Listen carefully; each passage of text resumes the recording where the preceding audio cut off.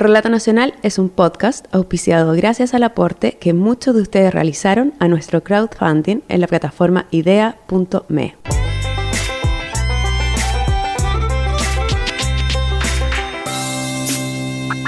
Hola, soy Nancy Castillo y el capítulo de Relato Nacional de hoy lo descubrió el periodista Patricio de la Paz mientras cazaba historias en la zona más austral de Chile. ¿Qué hace un animal salvaje abandonar su manada, su bandada o su colonia para irse a vivir con otra especie? Una adopción singular es el nombre de esta historia y Patricio de la Paz comienza a contarla. Bueno, soy Patricio de la Paz, soy periodista. Las primeras semanas de agosto de este año fui a un viaje con la Armada, en un viaje de reaprovisionamiento que ellos hacen de alcaldías de mar que están alejadas en el Canal Beagle y en el Cabo de Horno. Y entre las múltiples paradas que hicimos en ese viaje estuvo la isla Lennox, que es una de las islas que está en el Canal Beagle, bien al sur del país. Hicimos una bajada con los marinos a reaprovisionar esa isla, y ahí había una familia, como en todas las alcaldías de mar. Estaba Luis Muñoz, que era el alcalde de Mar de Lennox, su mujer Juani Becerra y dos niñas, la Martina y la Julieta.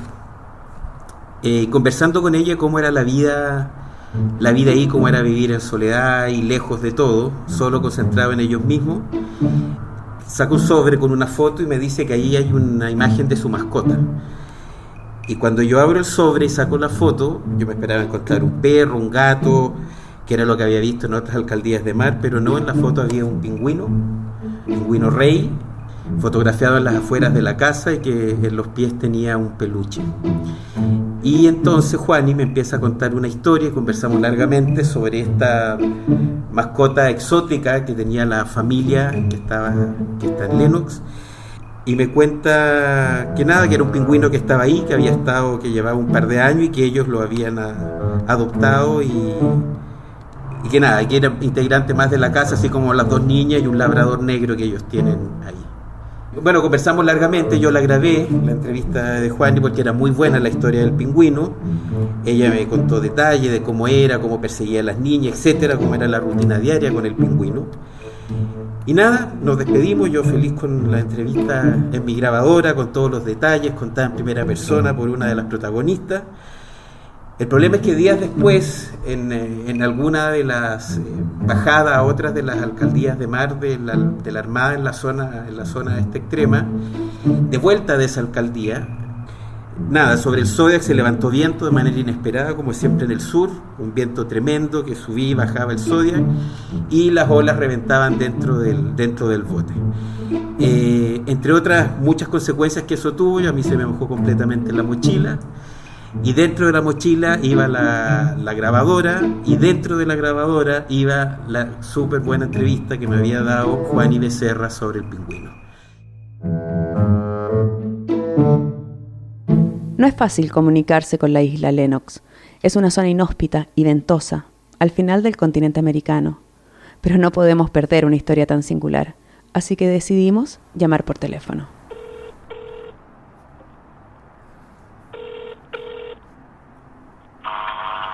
De Chile, buenas tardes. Buenas tardes, ¿me podría comunicar con la alcaldía de Mar de Lennox, por favor? Un momento. Gracias. ¿Alcaldía Lennox? ¿Aló, Juani? ¿Aló? ¿Sí? Juani, hola, habla Patricio de la Paz, el periodista que estuvo por allá en agosto, ¿te acuerdas?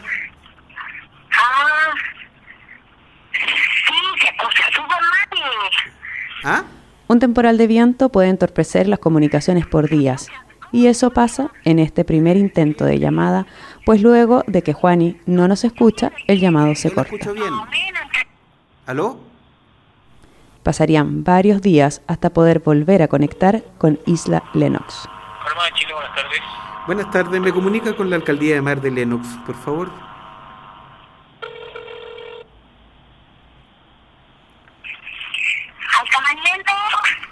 Juani, ¿me escucha? ¿Aló? ¿Me escucha ahora mejor? Soy Patricio. Sí, ahora. Sí. Es que de repente como que se corta, ¿no? Juani Becerra vive ahí desde noviembre de 2015, junto a su esposo, que es marino, sus pequeñas hijas Martina y Julieta. Ellos son los únicos habitantes del lugar, y en el lenguaje de la Armada de Chile, ellos se llaman alcamar, y su labor es hacer soberanía en el lugar. Juani y su familia sabían, antes de llegar a Lenox, que se encontrarían con esta singular mascota. Sí, yo hablaba con la señora que estaba el año pasado, bueno, la llamaba para preguntar las cosas que tenía que traerme y todo, y ahí le comentaron que había una mascota que era un pingüino, que venía siempre acá a la isla, más o menos como 5 o 6 años creo que lleva viniendo a la isla acá. Al llegar a la isla con su familia, este pingüino rey los recibió. Como dueño de casa, fue él quien impuso las reglas. Primero, asustó al perro que traía la familia. Luego, les dejó en claro que se podían acercar a él, pero no tocarlo. Quien lo intentara se encontraría con su pico y sus aletazos.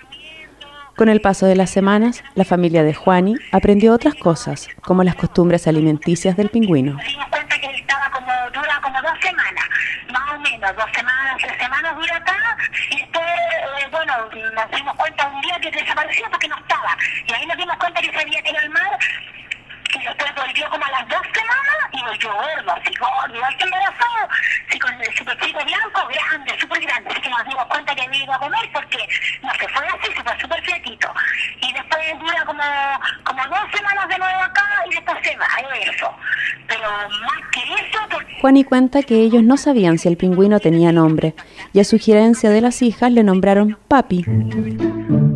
Con el paso de los meses y la convivencia cotidiana, el pingüino ya reconoce la voz de su marido. Dice Juani que cuando él lo llama, el pingüino gira la cabeza en su búsqueda.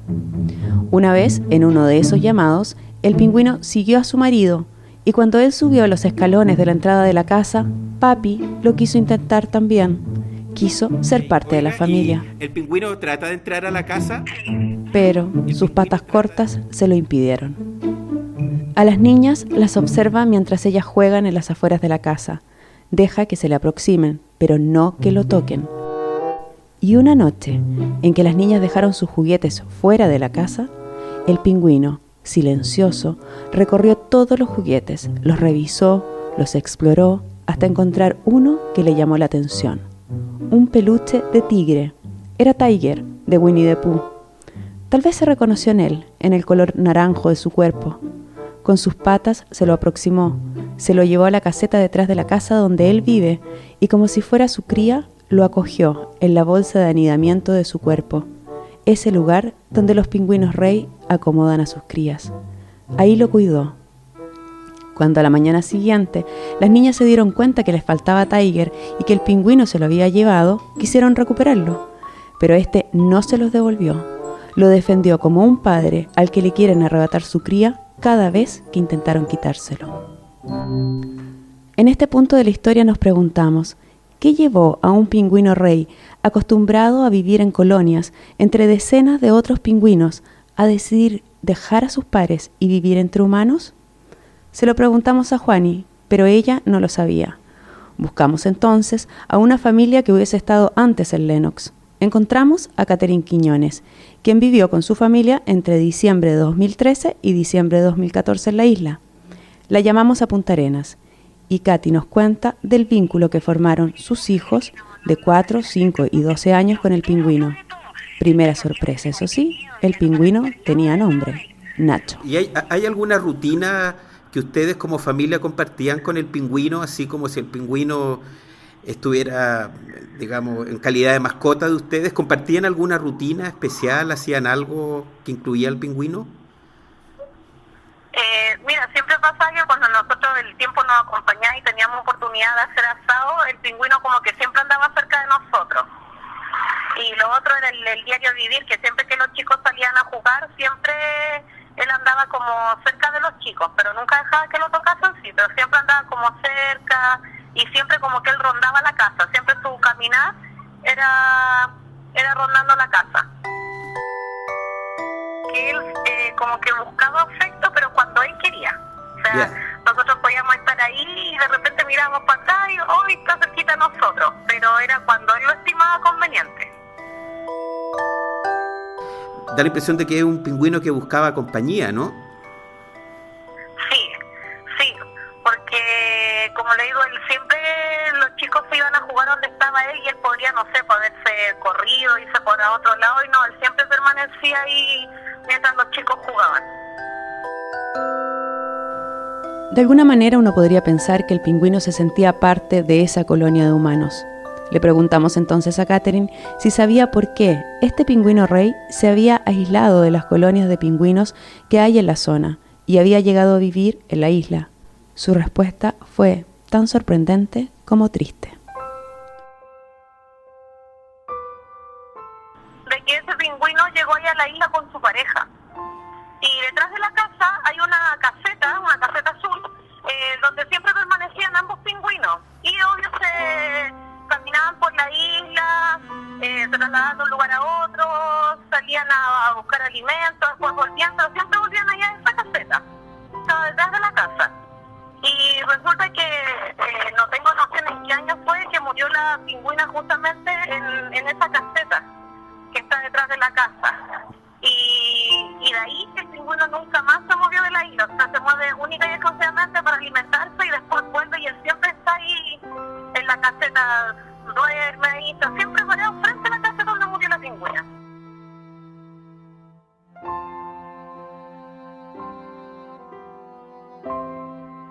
Un viudo que nunca más quiso dejar el lugar donde murió su hembra. Esa era la verdadera razón que llevó a este pingüino a preferir vivir entre humanos.